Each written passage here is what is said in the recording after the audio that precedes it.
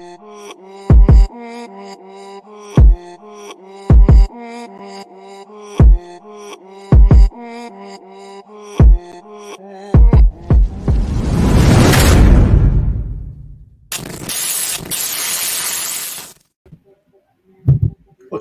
What's up, Jamar?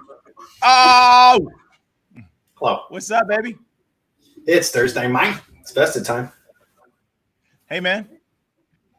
Well, I mean, hey, what's good? Talk to me. You're really close to the camera. I like it. I was trying to get a bird's eye view from my chair. Yeah. It's kind of hard to do that, but when the bird's eye is in front of you, that's when you have that opportunity, man. How you feeling, man? You know what, man? I'm trying to find a rhythm with all of the opportunity that I have lately. And the opportunity that I speak of, Jamar, is I've decided to go all in. Okay, that's the topic this week. And sometimes when you do that, that means that you have to face things that aren't necessarily fun. For instance, back when I used to play sports, you know that you need to be in good condition when you go to play a football match on a Friday. So all week long, it's important that you condition and you train hard and you practice mentally, physically, and emotionally. And a lot of times that sucks. Sometimes you got to work through some stuff that's miserable. And, no one likes sprints, especially when you have to do extra ones because you've blown it up in the past. So that's what I've been doing. Extra sprints tomorrow because they're going to make me better. So you're saying you're all in your life right now? Yeah, man. I really decided to take all the things that I'm really, really good at, and I'm moving them off to the side because I'm confident in my ability to do the things that I'm confident about. And that would leave all the stuff that I struggle with and that I hide from and that I push deep down. And the time is now. The time is now. If you're going to go all in, you need to become good at the things that you're not so good at. And it's frustrating, and you have to compromise a lot of times because you have to recognize that there are certain flaws that you have, and in order to fix them, you have to face them head on, which means that you're going to work on the things that you're not good at, which means you're going to screw up a bit. So going all in is heavy, man, and it takes a commitment, and you have to really be vested to be able to get the full potential out of yourself. And that brings us to our guest today, man. Explain to me a little bit about your relationship with him and why you brought him to the table because of his ability to go all in. Man, thank you for that question. I believe it was the universe, right? Connecting us and connecting the dots and aligning our path and making the people that, not making, but helping us collaborate with those people who are supposed to be in our lives. Like, for example, you and I, right? Like how did we come together? It was just a collaboration of events. And next thing you know, here we are, boom, on the show, all in, vested. Same thing similar happened to me and Robert, AKA RT. And RT, one of the mentors in my life, Bill Woodich. Bill Woodich is just an amazing entrepreneur. He's a driver, helps a lot of people and really helps people develop that higher version of self. And Bill's been a mentor of mine for almost the last 9 years or so. Well, Robert had reached out to Bill because Bill, Bill wrote his $2. Hey, one day, man, we're gonna have Bill on the show too. It'd be awesome. Bill, we're having the show one day, Bill. Hey, listen, Bill. You best be vested, baby. Come on. Bill wrote 2 books. His first book was Always Forward, and the second book was Fail More. And Robert, he has one of his passions is painting, and what we're going to see today, Vested Community, learning about Robert's painting. He's a painting of millionaires. One day he said he's going to be painting himself because that's the level he's going to be playing at, and I believe it as well. But Robert reaches out to Bill because Robert also has a podcast that he does, and he reached out to Bill, invited Bill to his podcast, and Bill accepted the invitation. They had an amazing podcast, and after that they had further dialogue, and Robert was asking Bill questions about entrepreneurship and business development and collaboration. And Bill said, you know what, you need to meet Jamar. And so if it wasn't for the relationship that Bill and I have, I don't think Bill would have introduced Robert to me. And so once Robert was introduced to me, he had the utmost respect and utmost trust for Bill, that when he and I got connected, it was just total, respect and trust. And that helps the relationship move so much faster when you know that there's no ulterior motive, that you're just there to help each other and be the best best we can. And so that's how I came to find, my brother Robert, and then to learn about everything he does and what he's done. And then he and I started working together on a venture. And he's also, he's a coach, speaker, coach, artist. Tech team's amazing. Thank you. And so he's here. He's here with us today. And thank you, Coach D, for being open to have him come and talk about all in. Because what Robert is doing in his life right now, he's moving all in. Jamar, we inspire, create, and empower on this show, and he fit right in. When it comes to the whole all-in situation, we have a certain love for the ocean, and we haven't even really got into it, and I'm excited to be able to speak with him about it because I feel like there was something about a movie that he saw at one point that struck a chord on the inside that I feel like changed his life completely. And once that happened, he recognized something in himself that was so strong that he couldn't do really anything else, so he had to act on it. And that's as about inspiring as you could possibly imagine. And if you want to fast forward to where we're at now and the Robert that we just met, the guy looks at us and says, I'm painting my muse to become my muse. So his dedication and his push towards his passion, his inspiration that created him from within, it didn't start with Painting Millionaires. It started from expressing himself from inside out. And he didn't, I don't want to say he didn't necessarily know how he did it because it's probably the first question that I'm going to ask him, but the way he approached it was so full on that it led him to a purpose that unfolds daily. And the cool part about what he says about I'm painting my muse to become my muse is that he truly believes that the process of what he's currently unfolding includes him first as the painter and then as the muse. So it's the same thing that he did in the beginning. He's creating something from the inside out, and it's driven by his passion and what makes him who he is. So it's going to be really awesome to be able to kind of poke at him a little bit and see what drives somebody to at one point be an advocate for dolphins, whales, and sea turtles, and now is Painting Millionaires. It's going to be a cool pivot to see how the inspiration of what it took for him to become who he is led to what he's doing now and how he's unfolding purpose through his painting. Hey, Coach G, let's ask him some hard questions. Let's do it. Like, hey, man. Let's ask him some really challenging questions. Let's ask him some play really with blue hard balls questions. and red balls? Let's make him think a little bit, But that's good though, I think we got a clip, him doing something, right? Been out there in the it's talking about politics. I think we got something about him doing something in the political arena. Hey, let's drop this in the inspire section. Let's take a look at our guy real quick. Let's watch him do his thing.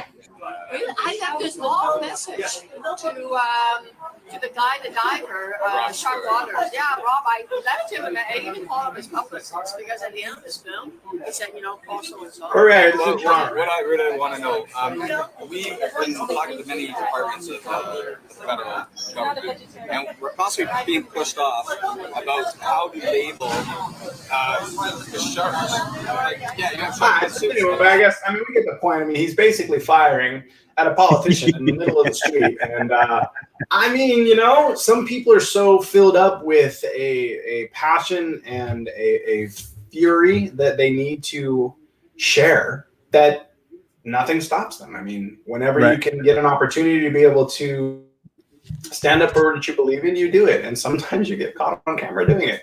And look, man, I think that the politicians are all out there kind of doing their best, but they're in a really tight spot where the little individual things that need attention, I feel like there's so many of them that just gets caught in the mess. And I'm also interested in asking our boy, too, about how that relates to actual change. Because if you have a passion deep within you and towards it, similar to like For the Love of Parking, like my wife has so passionately pursued, it's creating an awareness. And in doing so, there's usually a resistance. And it's because the awareness is not there. And as you create it and make it, sometimes people that might feel like they're, in the wrong, or they might be shocked that they didn't know the knowledge or feel silly, they just react. And I think that it's important that we have people like our boy that we're interviewing today be proactive. Because as you could tell in that interview, it wasn't that he was charging after her, trying to make her look like some idiot. He looked like he was in a situation where he had an opportunity to inform And he took that opportunity. And sometimes it's not the most comfortable,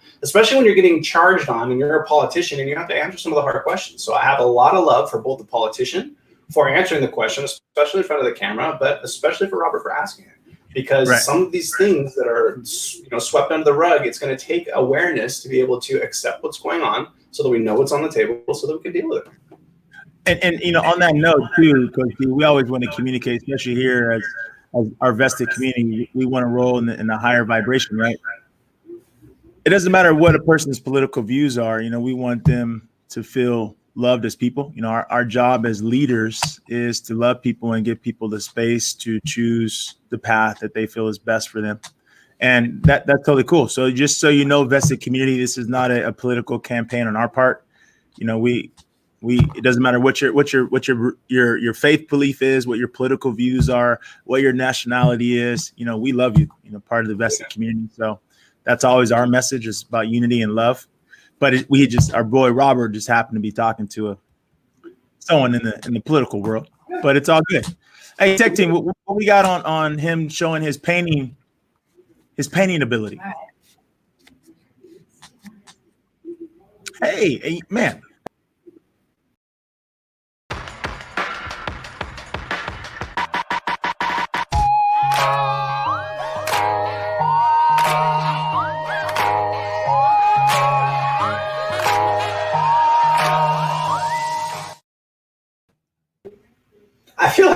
I feel like time-lapse paintings are so unfair to the artists, because you just think of somebody that puts up a blank canvas, right? And they pull out all their paint, you know what I mean? And they're like, I have this vision. And then like 12 hours later, like it's sort of starting to resemble something, or I don't know how long. Like, 20 seconds, there you go, bam. But my question is, Jamar, what is it that led this man from passion for advocacy and sea life towards somehow finding a way to channel his artistic ability from the inside out onto canvas for millionaires? Let's ask him that. I think we should ask him, is he ready? Are we ready? Is he on yet? No. I think I'm ahead of time. I think we have minutes still. Yeah. Here's the thing. It's this message today is that Robert is a gentleman who is going all in what he believes. And the reason why he's here today is because he's embodying that all in persona. And so for us here, Coach D, I mean, you go all in what you believe. I'm going all in what I believe. And so we're here to encourage the vested community, especially on this all in message, is what do you need to go all in on? Well, look, okay. I think that so far, what we've been able to discuss up to this point about not just our show and our political views and everything else, we are all in. We are vested. Right. Now we get to bring on somebody else that's also vested, but at the same time, we have an opportunity to be able to be inspired by him and figure out how he created himself and how he was able to create inspiration in others to be in a situation to not only advocate for what he believes in, but to also assist others in his artistic creations. Right. So empowerment. Little chicken, can we bring him on? There we go. Let's go. What's going on, guys? Hey. Wow, the information you guys were just chatting about, I loved it. It was incredible to just hear the intro and how you guys actually discussed a lot of the things that I've been living the last, it's been over 12 years, 13 years now. So I'm looking forward to, doing this little vested thing, all in. Let's do it. Hey, are you a mindset machine? I absolutely am. That's awesome. Welcome, brother, man. Thank you. I am a warped up artist. I don't go paint to sell. I paint to change my life. Nice, man. Well, thank you for allocating time. How are you, brother? Oh, fabulous. Looking forward to this for a while now. Good. Coach D. Well, hey, Robert, listen, we're inspired. I'm glad you got to hear a little bit of our conversation before you jumped on, because listen, man, you've been at it for a while, and I'd like to kind of start from the beginning. This started with a love of ocean, a love of the ocean, and sea life and animals. Let's go way back, even before the documentary. Where did this all begin? Start us off start us off with what inspired you to become you and to start to manifest things from the inside out. Talk to me. Well, just like any artist or almost any person getting into a type of business, you need a niche, right? And as an artist, I was like painting landscapes, painting hands, doing a lot of things that people, hands especially, a lot of people say they can't do hands. So I was just doing it for fun. So I decided to go to the big city of Toronto because I'm Canadian. And I went to Toronto and I was like, what can the big city do to me? You see on movies and stuff, everybody goes to the big city and they become really warped up and weird. And, and you go back to your small town, no one understands who you are. Well, funny enough, that happened to me in a great way. I got to the point that, I went there and I was doing a lot of things. I was still trying to figure out, I was confused. And a lot of artists they're confused at what they're going to do. And it takes a while to actually develop something of your own, creation, right? Like that you're not copying someone else, you're doing something from the heart. And that takes a lot, to find that. And I think a lot of people are lost until they actually figure out what their heart is telling them. I've seen a documentary, Shark Water, while I was there in 2007, and that set me on fire. I didn't know what it was. I didn't know what was going on, but my chest felt like it was like 10 feet tall. It was just, bulging. And I'm like, what can I do for the sharks? Because the documentary is about it was shark water, and it was about the killing of sharks, cutting their fins off, throwing them back in alive. And I was like, that's horrible. But it went even deeper than that. Every second breath comes from the ocean. So if we destroy the sharks, the balance of the ocean goes warped. Right? So the sharks are the apex predator. They keep the balance of the ocean, which allows 50% of our oxygen come to us. So I was like, wow, this is bigger than us. I need to do something. I need to paint this. I need to create. So I painted this bowl of soup with an ocean in it, but it was within the ocean because, long lines are what kill the shark, right? So I had this fin of dead sharks lined up, creating the fin, and, the whole thing was for shark fin soup. And I had this boat at the top with the long lines coming with dead sharks on it. And I was trying to create this story. And along came Chinese New Year was coming up. It was in January. I did this probably about December. I completed this. Can't really remember. I knew it was prior. And I thought, well, let's put this in there. It was a juried art, meaning you have to put it in, they have to accept it and say you can come and showcase it. I thought, wow, if I could get this into the Chinese, it was in the Chinese building and stuff during Chinese New Year, and regarding, you're saying, how you putting this fuel into such a, kind of like their culture, but it was something that a lot of them don't realize either, because I believe how it was shark in China meant just fish. It actually didn't mean shark. So they didn't really know that they were, depleting the ocean and this was happening to them. So it kind of exploded from there. I started networking. Facebook was kind of just starting around then. It was 2008. I started networking, started finding more people that were doing this, that were a part of this. And I was like, wow, these are my people, right? So I started networking. Your tribe. Yeah, they were my tribe. They were already doing that action too. And it just stemmed further. And I started following an organization that was in shark water called Sea Shepherd Conservation Society, upholding international laws in the ocean. I started learning about the whales being killed. I started learning about dolphins. I started learning about seals in Canada. I was like, this is crazy. But it keeps going deeper. I don't know if you want me to keep going on, but I could go on for a while because the story is 12, 13 years old now. Well, okay, I'd like to kind of wrap my head around the entire concept, because the details don't, as interesting as they are, we're kind of trying to pick apart at the inspiration that led you to be you and where you create from. So I'm happy that you shared with us kind of an overview of the specifics, but I mean, each one of those issues, and each animal, if you want to get specifically, and also what you said and some of the stuff that I watched in the email that you sent me about the dolphins as well. I mean, yeah, man, there's some serious issues that need to be approached in one way or another. So what I'd like to know is, let's just go from an advocacy perspective. Take me from the energy or emotion, okay, that you feel on the inside, that you were that you felt the need to advocate with. Tell me how you turn that into a creative part of you. It's not an easy thing to even describe. Like I said, I felt like my chest was on fire. You know, I felt helpless. I felt I could do something, but I didn't know what at first.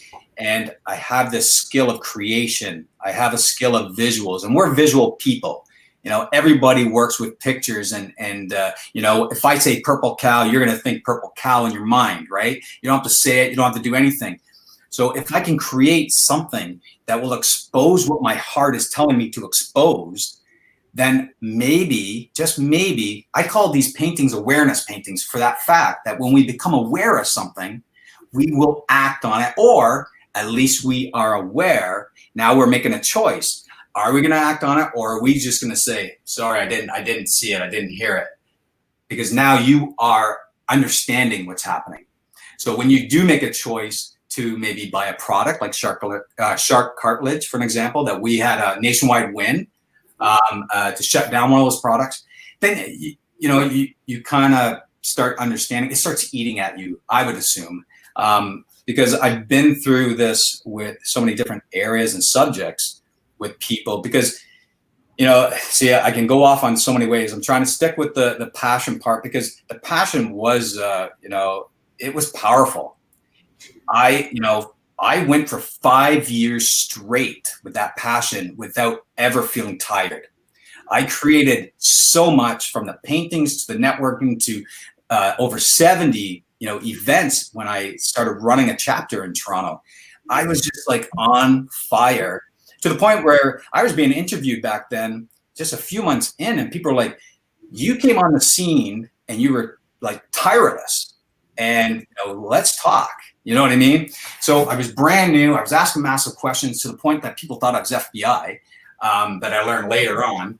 But, whenever I get into something that I'm very passionate about, questions are the first thing. I need to know what's going on. How can I play this? How can I mold it? How can I create something from myself into this?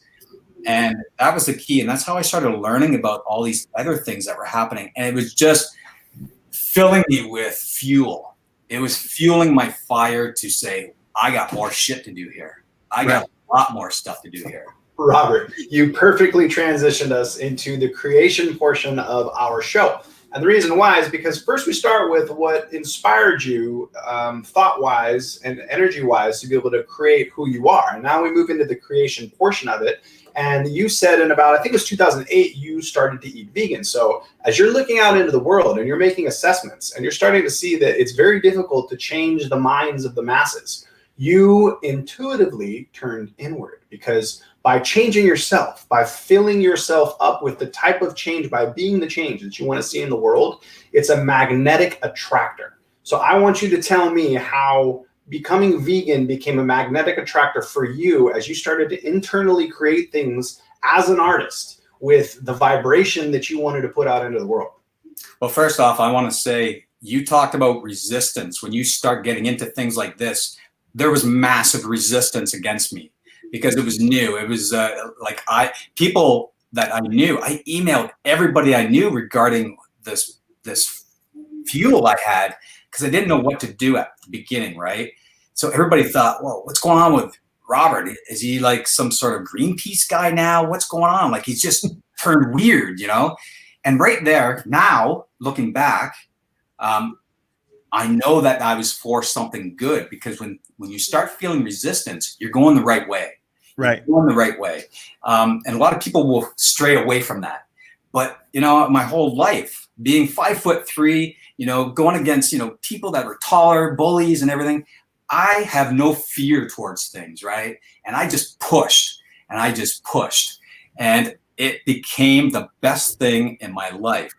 Now, you're gonna have to repeat the question again, because, like I say, I'm so passionate about it. I get off on tangents. This is good. This is beautiful, because it's just coming out of you, and that's literally what the question's for. I mean, we don't need you to give us a specific answer. I poked at the vegan button because it's a red button right now, and everybody likes to push that one. But to me, I just attached, as I'm following your timeline, I attached the understanding portion of it to these things that you were doing, and then all of a sudden you write on one line, 2008, went vegan. And then from there, things kind of changed. It's sort of like once you turned inward, once you started to be exactly what you felt, as opposed to trying to find it, like you're saying, but you actually started to personify it. What is it that, like, how did that feel? Why did you, what was the tipping point? And then once you did it, what kept you there? And how is it that you utilize that energy to inspire? Because later I'm going to ask you how this relates to what everybody's going through. Because first you have to turn inward. First off, I didn't know anything about turning inward. I didn't know anything about anything. You know, I didn't even know I was even passionate at that time. I just was reacting to what I felt. I didn't know how to explain it. I just did it. You know, I just ran with it. Going vegan was different at that time. This was 12 years ago this month. I've been vegan for 12 years now. And that alone was a huge resistance as well. So everything I kept doing caused more resistance. But hey, no one said anything to me because I really don't care, to be honest. RT, I got a question. Is it true? Because word on the street is that you wear vegan shoes and a vegan belt.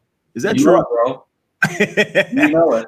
Tell us a little bit about the vegan shoes and the vegan belt. Well, let's first off go to why I went vegan. When I started realizing that I was eating the ocean and I was fighting for the ocean, I knew there was a problem there. And I didn't know anybody at that time except for me painting and networking globally. So I said, here I am, a bachelor. I'm making rice. I'm eating canned tuna and, you know, a bit of vegetables once in a while, right? And I said, listen, I'm thinking to myself, you know, this is how much I was going all in. You know, the name of this show here was, here I am eating the very same thing I'm fighting for. And I felt like a hypocrite. Like, all I knew about was vegetarian. I'm like, okay, I'm going vegetarian because I never heard the word vegan, right? So I went vegetarian, started eating eggs and, you know, and cheese. And, you know, I was still doing my stir fries because I'm a bachelor, you know, it's something quick and easy. But then it wasn't until I tell you, here it is again. My heart started saying, I need to go more. I need to go further. And I didn't know what. It's like, you need to get out on the street. I didn't know, what does it want me to do?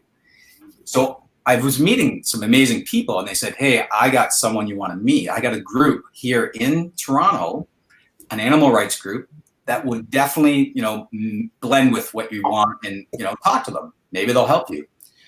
They absolutely loved me. I came in and the first thing they wanted to do was make me international, what was it?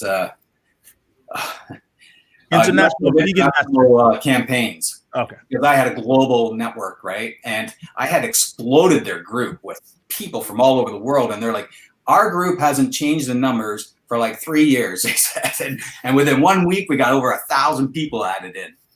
And they were so impressed. And they're like, what? We're going to make you director of campaigns here. Because I was like, I don't know. And they go, are you vegan? I go, what's vegan? Because I didn't know. And they were like, you know, strict vegan. You had to be vegan. And I said, well, I'm vegetarian. I said, you know, what's the difference? You know, I didn't know. And they said, you know what? We're going to make you director of international campaigns. If you don't like it, let us know. And I go, well, I'm not sure. They go, well, you are. I have a vegan question. I jumped in. All in. Hey, listen, man, plants are alive. We kill plants, and they have feelings. They have energies. Like, you can play rock music to one and Mozart to the other, and you can see them be affected by it. So what's the difference between harvesting plants versus harvesting meat? I mean, this is a dumb question because I could probably answer it myself, but I want to hear what your answer is. The nervous system. You know, animals feel pain just like us. Animals bleed just like us. You know, it's just when you understand. You know, it's like having a dog or a cat. Do you have a pet? Yeah. Do you love to pet your cat? You love that emotion. You get to know the character, the likes, the dislikes of your pet. Yeah. Cows are the same. I've seen baby cows playing soccer. I've seen these animals hanging out together. I've been to sanctuaries. I support them. I was raising funds and money for them. I was networking for them. And I'll tell you, sanctuaries are the hardest thing to run because people like to just drop off their animals thinking that they're taken care of. They wipe their hands and now this person has to deal with them until they die. And the money just it has to flow. So I know amazing people doing that, and they're stuck there. They don't have one animal. They have 300 animals now. And they're all there to relax until, you know, rest and relaxation until they pass. And you get to know their characters. You know, my daughter was like 7, 8 years old when we were going through this. And she was even interviewed for documentaries because she had the compassion. All children have compassion for animals. We bleed it out of them. Wow. So RT, I mean, you're definitely someone, when you make a decision to go all in, you go all in. Now here, tech team, let's throw up this quote here, because when you break it down, there's only two choices, right? When you look at something that we want to do, that we feel inspired and passionate about, hey, be all in or get all out. You know, there is no halfway. And that's where Bill had taught me about the word boat dock. When we boat dock, we have 1 foot on the boat and 1 foot on the dock. And therefore, we're not staying on the dock, but we're not getting on the boat. And we fight this struggle, that battle. And what you're sharing, RT, about that feeling in your heart, you knew that something was calling you to go all in. Absolutely.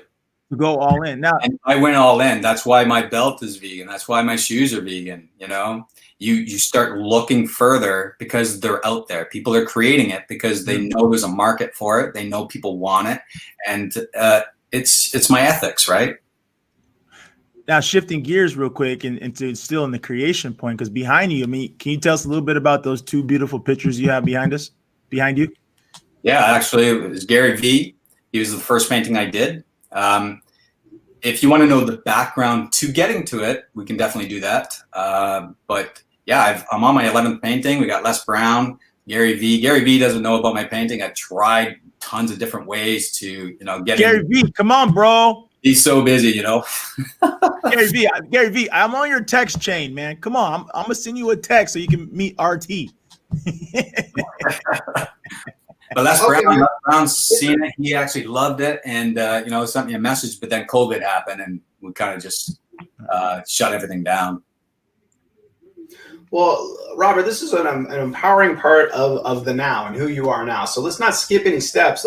Let's go from ocean advocacy, and let's go from being vegan to what empowered you to want to paint millionaires. I mean, you go from fish to millionaires. So we had a conversation at one point where you said, I'm doing this art experiment where I'm going to start by painting the muse and end up being the muse. Tell me a little bit about that, and then kind of lead me into, or I don't know, whatever direction comes up first, the millionaires, the muse, whatever. What inspired you want to do that? Well, let's just say, like I said, my art creates my world. You know, just like we all have creation, we all have choices. Artists use visualization. We are huge masters of visualization. Imagination, dreaming, and you know, each painting, like you said in the beginning, you know, we start with and we create from the idea. You know, like Jamar says, we got the idea, then we go to the planning, we create the action, and we put it on. And there's so many mistakes that are in these paintings that you wouldn't even know. Only I know. And we push it right to completion. It's almost like everything you can do is in one painting. And, you know, you create that idea and you can explode it into energy with action, and you can have a final thing. But when you go back to Artists for the Ocean, that changed my life because I found my wife within that too.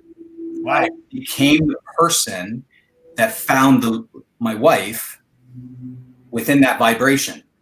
So she was an ocean advocate. So we found each other within that. So not only did I change my diet, but I found my wife. And my wife's American. So that's how I became the States. This blends into the Painting Millionaires. That's why I had it. So here I am. My wife's American. So over a 5-year period, we went back and forth, but then I immigrated to the States. And at that time I had to relinquish control the leading of the chapter that I was running for 5 years, from 2010 to 2015, or right at the beginning of 2015. So from there, I decided, here I am with Artists for the Ocean, giving a lot of time. I was giving a lot of my time and raising tens of thousands of dollars for charities and giving away a lot of artwork all over the world. And I thought, okay, I'm going to a new country. I'm going to start something brand new.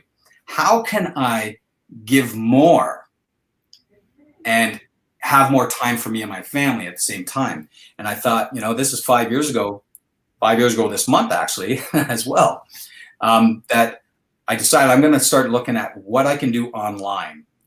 And what I found online when you start with, what I found about starting a business was it was all mindset.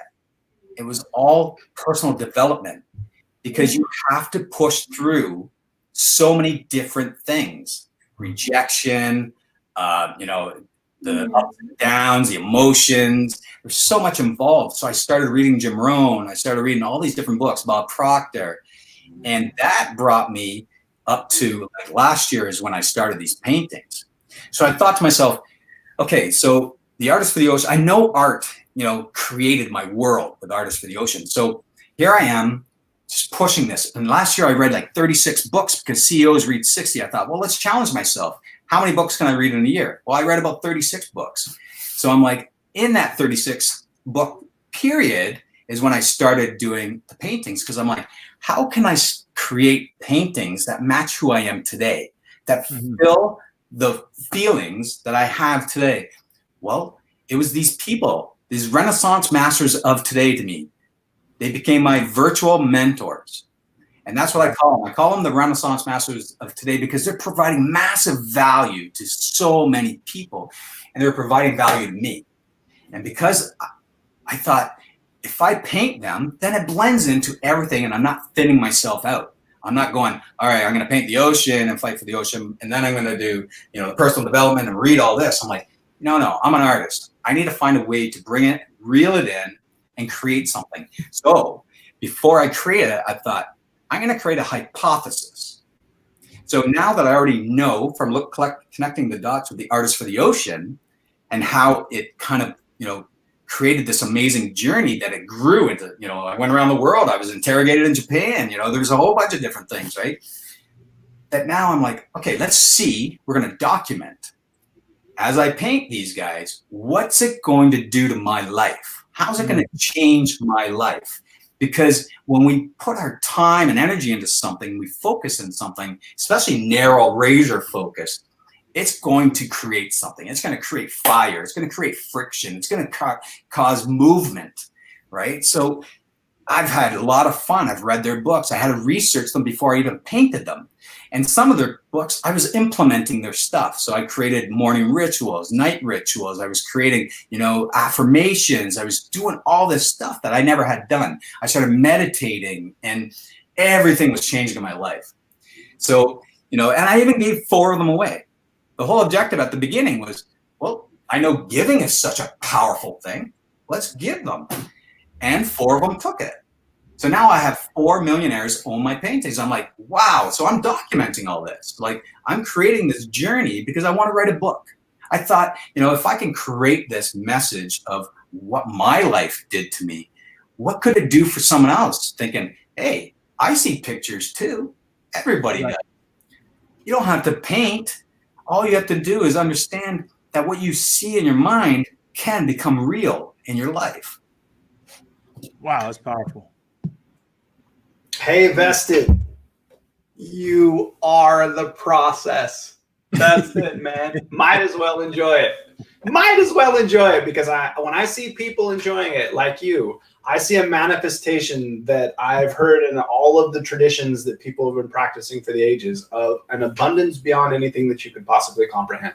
And it's so cool to sit here and listen to you talk about your passion, because it just gets bigger and bigger and bigger. Like, there's so much inside of you, man, that you have to share. And it's cool because you just keep kindling your fire, man. Like, you take your thoughts and you throw them into your passion engine, and you just keep that fire going, man. And that is inspiring, what you've created. And now what I'd like to do is to pull it full circle.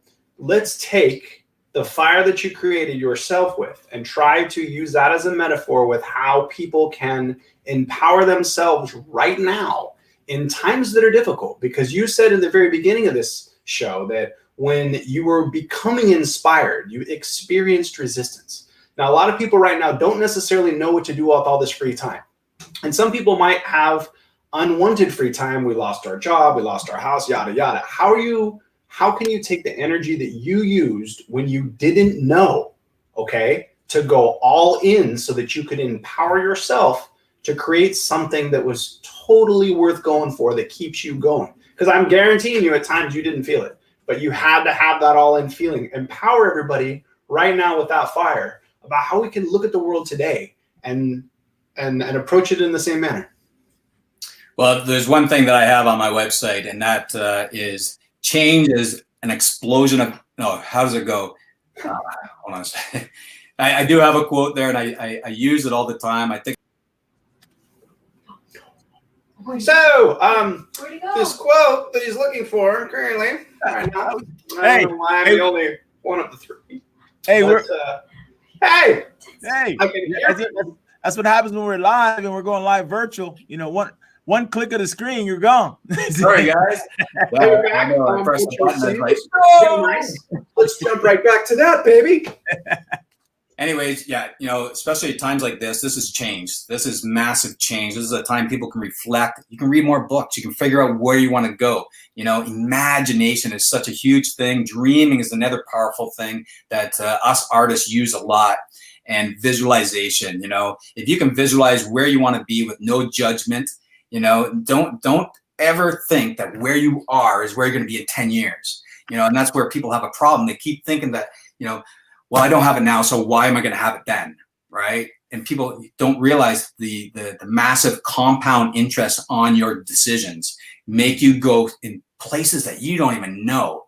I didn't know I was going to travel the world. I didn't know I was going to meet all these amazing people. I didn't know I was going to go vegan. I didn't even know what vegan was. You know, I didn't know I was going to, you know, befriend with these amazing people that are protecting animals all over the place. But I did, and I let it go, and I loved it, and I still love it, and I love all of them. And now it's, you know, of course, like we talk about resistance, those people, you know, that supported me in the ocean are like, why are you painting millionaires? What's this? You know, because the stigma of money is evil and negative. Even though in the Artists for the Ocean world, you know, where I'm protecting the ocean and stuff, they need money. They need money to run the boats. They need money to feed the animals. They need money. You know, we're raising money all the time. How can you say money's evil? Money's protecting those animals. Money's supporting those sanctuaries. Money's supporting all those charities, right? So when, you know, even I grew up, you know, with the thought of, you know, money is the evil thing and stuff. And I'm like, wait a second. I love money because of what I can do with it. And it will amplify who you are the more you have of it, right? Mm-hmm. And people don't realize that, you know, money has no negative or positive. It's not evil or good. It depends on who holds it and what they do with it. That's where the negative annotations come, because people see, they think millionaires are doing nothing. They're not giving their money. They're not doing this because they're putting all their time into what they're doing. They're so passionate. And believe me, they're passionate. It was a very fine line skill to lead passionate people in the chapter.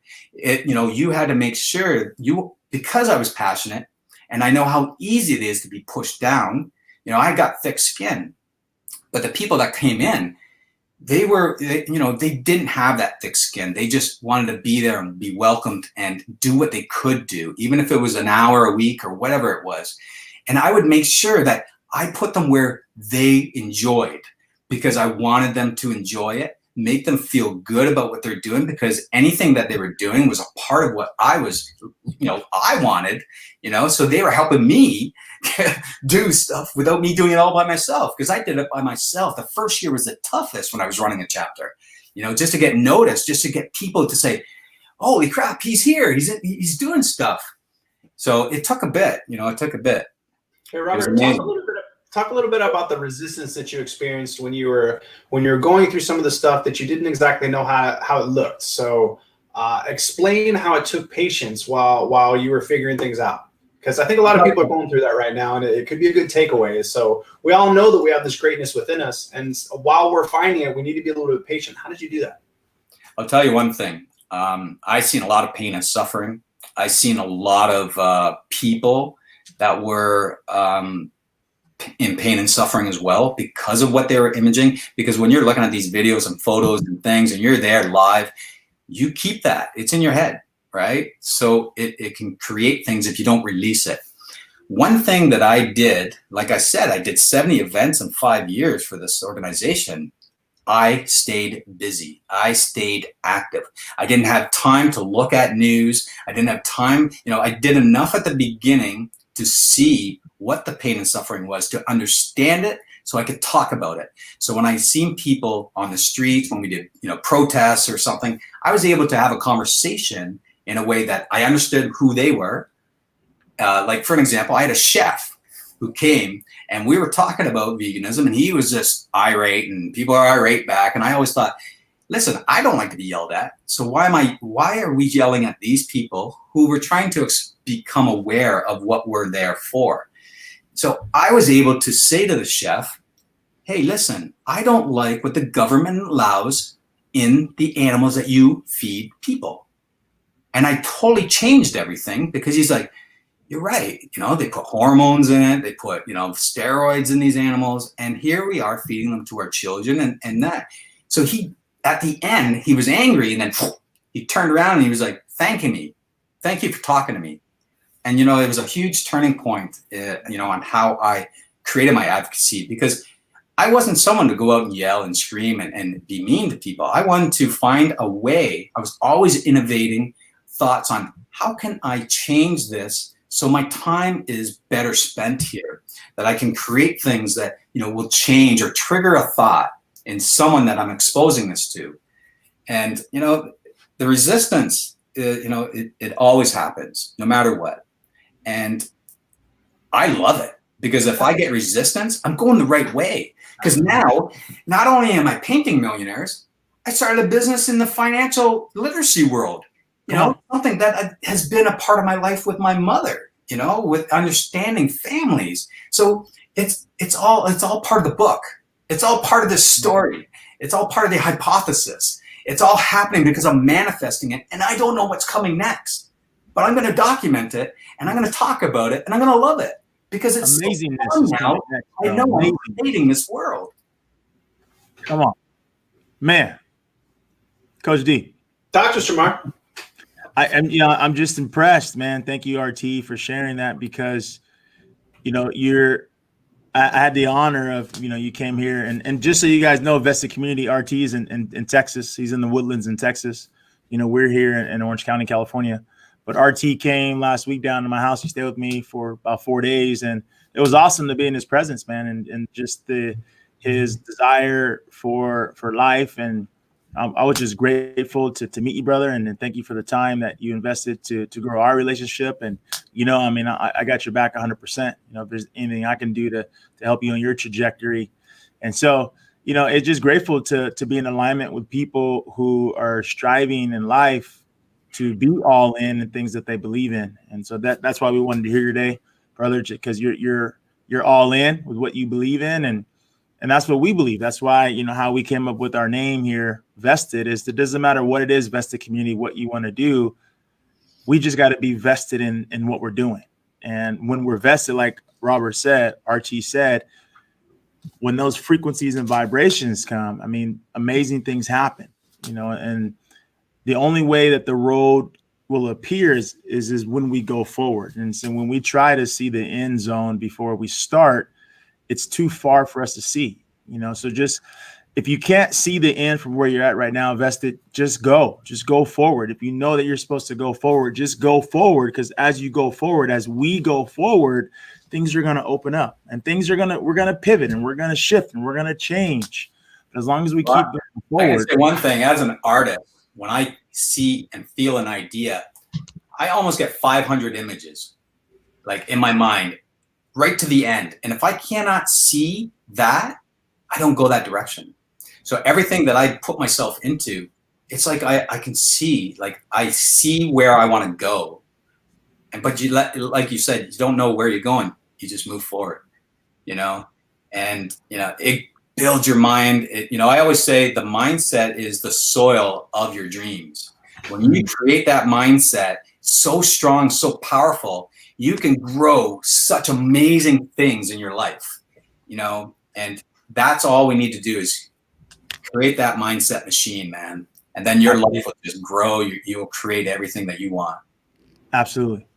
You know, and invested, speaking about creating, you know, our website, just if you haven't seen it, and we're so grateful for our amazing tech team and the staff behind her. Come on, baby. One day, entire department.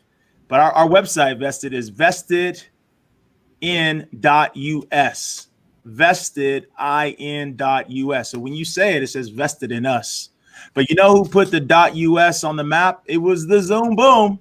Zoom, thank you for putting .us on the map.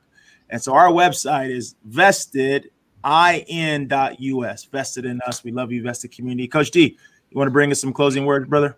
Listen, Robert, thank you so very much for being our guest. We are inspired about what you've created. And honestly, your story is very empowering, and the energy that you move forward, the energy that you shared with us in our community, I think you hit the nail right on the head when you were like, look, man, we got to get everybody into the green. We got to get everybody feeling good and feeling positive. And when you can create that from the inside out, then you have it to share. If you show up to the party with an empty vessel of vitality, it's really hard to give it out, man. And I see that you've been filling yourself up since the very beginning, and you found a way not only to fill yourself up, but to also channel it. So thank you so much for sharing with us, man.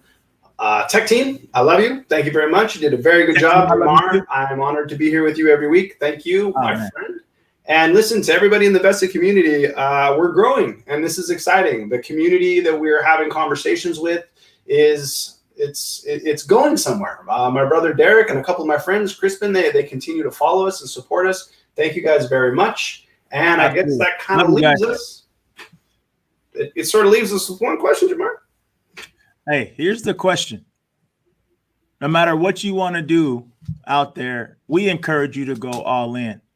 But in order to go all in, the question is, are you vested?